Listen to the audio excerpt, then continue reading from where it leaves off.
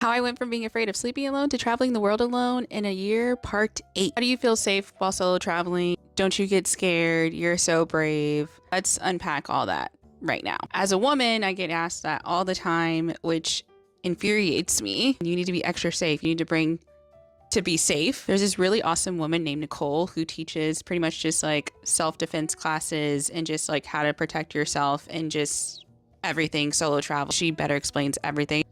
I stay safe by being self-aware. There's just some places as a Black woman that I can't travel to by myself or in general in the world. But why do you say this, Ashlyn? Like, it's so safe. Like, everybody can do everything. I say this because racists are still out there, like active ones that are there to hurt you. But I won't get into that deep part of it. And I don't want to get into it because it still just makes me sad. I make sure that I'm aware of my surroundings, but not to a point where I'm in a fight or flight mode. So for example, let's say I go to a new place alone. The first thing that I'm going to do is just find activities for me to do that I would normally do at home. Let somebody know of my itinerary, of where I'm going, what I'm doing, where I'm eating, my bathroom schedule, all that. Well, actually not my bathroom schedule, but just, you know, you kind of get the point. Kind of talk to myself in a way of just like, what would make me feel comfortable on this trip? What would not make me feel comfortable on this trip? And just to be aware of those things. So if you're like, I don't want to chat with strangers, know that going in.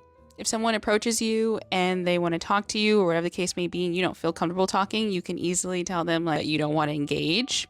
If someone asks you if you're traveling alone or not, answer it how you want to answer it and whatever makes you feel the most comfortable. I personally don't like to say that I'm traveling alone, but I don't also like to say that I'm traveling with my husband or wearing a ring on my left hand because like it's just extreme. I also like to do activities like in the daytime and the nighttime.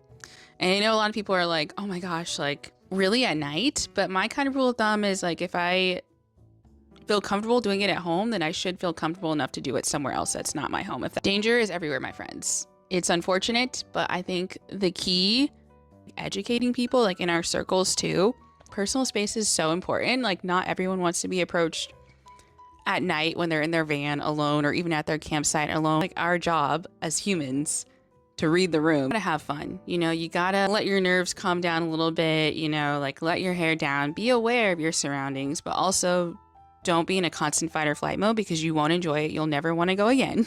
To recap, I do things that make me feel comfortable, the normal routine. Tell someone my schedule. I like to print out directions and have directions with me. Set boundaries with myself and somebody else. I also like to have fun. Let me know what questions you might have about safety tips while solo traveling. Follow me for more tips.